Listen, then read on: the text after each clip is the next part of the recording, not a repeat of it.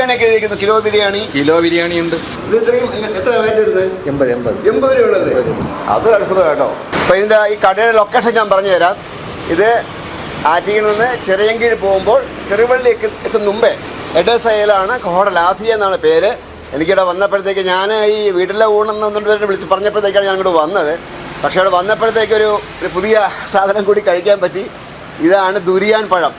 ഇത് ഇവിടെയൊന്നും ഇല്ല. ഇവിടെയൊക്കെ കിട്ടുന്നത് തന്നെ പുറത്തുനിന്ന് മലേഷ്യയിൽ നിന്നൊക്കെ ഇറക്കുമതി ചെയ്യുന്ന സാധനമാണ്. പക്ഷേ ചേട്ടൻ ഇവിടെ സ്വന്തമായി തോട്ടമുണ്ട്. എന്തായാലും ഒരു ദിവസം ഞങ്ങൾ ആ തോട്ടത്തിലേക്ക് വരുന്നുണ്ട്. അവിടെ തോട്ടത്തിൽ ഇത് മാത്രമേ വേറെന്തെങ്കിലും? അവക്കാടോ അതൊക്കെ സീസൺ കഴിഞ്ഞു. ഇപ്പം ഇതിൻ്റെ സീസൺ കഴിഞ്ഞുകൊണ്ടിരിക്കുകയാണ്. ഈ ആഴ്ച ഇനി കുറച്ചുകൂടെ പറിക്കാനേ ഉള്ളൂ. ഒരു 10-18 കൂടെ മരമുണ്ട്. അതിൽ 5-6 നല്ലപോലെ കാച്ചു തുടങ്ങി. അത് കുറച്ച് ഇതേപോലെ മാലുകളിലൊക്കെ, മാലിന്റെ പേര് ഞാൻ പറയുന്നില്ല, മാലുകൾക്ക് ഞാൻ എത്തിക്കുന്നുണ്ട്. അവർ മാന്യമായിട്ടുള്ള പൈസ തരുന്നുണ്ട്. എന്തായാലും ഞങ്ങൾ തോട്ടത്തിലേക്ക് വന്നിട്ടുണ്ട് കേട്ടോ. അല്ല, ഇതിന്റെ ഗുണം എന്താണ്? ഇതിന്റെ ഗുണം പ്രത്യേക ആളുകൾ പറയുന്ന ഒരുപാട് ഔഷധ ഗുണമുണ്ടെന്നാണ് പറയുന്നത്. നെറ്റിൽ നോക്കിയ എല്ലാ വിവരങ്ങളും അറിയാം. ദുരിയാൻ അത് നെറ്റിൽ അടിച്ചു നോക്കിയാൽ അതിന്റെ ഗുണം അറിയാം. ഇവിടെ സീസൺ അല്ലാത്തപ്പോൾ 1000 രൂപയ്ക്ക് മുകളിലാണ് 1 കിലോയ്ക്ക് വില. ഇപ്പൊ സീസണാണ്. ഇപ്പോഴും ഉണ്ട് 600 മുതൽ 1000 രൂപ വരെ ഉണ്ട്. പക്ഷെ ഞാനിവിടെ നമുക്ക് തോട്ടം ഉള്ളതുകൊണ്ട് ഇവിടെ പറിച്ച് വെച്ചിട്ട് 300, 350 അതിന്റെ സൗകര്യം പോലെ കൊടുക്കും. ഒരുപാട് ഔഷധ ഗുണമുള്ള സാധനമാണ്. ഇതിപ്പം ഏറ്റവും ചെറുത്. അത് ഇവിടെ പുറത്ത് വരുന്നുണ്ടോ? പുറത്ത് തായ്ലൻഡിൽ നിന്നും മലേഷ്യയിൽ നിന്നും വരുന്നുണ്ട്. അല്ല, ഇവിടുത്തെ ആരും കൃഷി ചെയ്യുന്നില്ല? ഞാൻ കൃഷി ചെയ്യുന്നു. കൃഷി ചെയ്ത് എന്റെ തോട്ടത്തിലുള്ളതാണ് ഇത്. തോട്ടം ഇവിടെ അടുത്ത് തന്നെ ഉണ്ട്. ശരി. എന്തായാലും ചേട്ടന്റെ ഊണിനെ പറ്റി ഞാൻ സംസാരിച്ചു. ഊണിനെ പറ്റിയൊക്കെ നല്ല അഭിപ്രായം പറയുന്നത്. ചേട്ടാ, ഊണെങ്ങനെ കേട്ടോ? കുഴപ്പമില്ല, നല്ല നാടൻ വീട്ടിലെ ടേസ്റ്റാണ്. നാടൻ ഊണില്ലേ? കപ്പ മീൻകറിയൊക്കെ ഇല്ലായിരുന്നോ? ഉണ്ടായിരുന്നു. നാടൻ ടേസ്റ്റ് തന്നെയാണ്. കുഴപ്പമില്ല, വീട്ടുണ്ടാക്കുന്നത് ടേസ്റ്റാണ്. ചേട്ടൻ ഇവിടുന്ന് സ്ഥിരം കഴിക്കുന്ന ആളാണോ?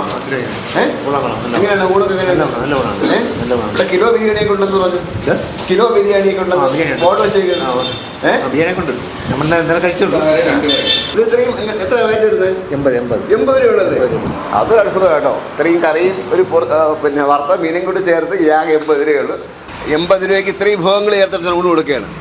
ഇപ്പം നമ്മളെ നാട്ടുകാരല്ലേ, നമുക്ക് ഒരുപാട് സമ്പാദിക്കാനൊന്നുമില്ല. മക്കളൊക്കെ ഒരുവിധമൊക്കെ പഠിച്ച ഒരു ചെറിയ ജോലികളൊക്കെ ഉണ്ട്.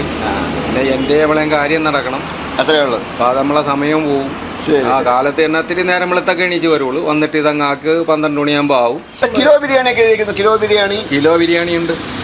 അത് തൂക്കിയും കൊടുക്കും. കപ്പയും മീൻകറിയൊക്കെ? കപ്പ മീൻകറി ഉണ്ട്.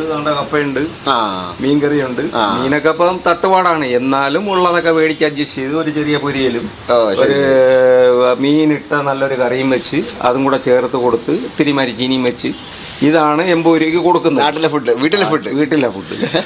അതിൽ നമ്മൾ ഒരുപാട് ലാഭമൊന്നും നോക്കുന്നില്ല. വൃത്തിയായിട്ടും വെടുപ്പായിട്ടും നമ്മൾ ചെയ്തു കൊടുക്കുന്നു. അത് തന്നെ അത് ആളുകൾക്ക് തൃപ്തിയുണ്ട്. ശരി, ഏതായാലും എൻ്റെ ഹോട്ടൽ ലൊക്കേഷൻ പറഞ്ഞിട്ടുണ്ട്. പ്രത്യേകിച്ച് ഇവിടെ മാത്രമേ ഈ ദുരിയാൻ പഴം കിട്ടുകയുള്ളൂ. അദ്ദേഹത്തിൻ്റെ തോട്ടത്തിൽ വിളഞ്ഞ പഴമാണ്. ഒരുപാട് ഔഷധ മൂല്യമുള്ള പഴമാണെന്ന് അദ്ദേഹം പറഞ്ഞത്. ജീവിതത്തിൽ ആദ്യമായി ഞാനും ദുരിയാൻ പഴം ഇന്ന് കഴിച്ചു. ക്യാമറ വിനപ്പം ശ്രീത്തുമാരാർ സൈനിക.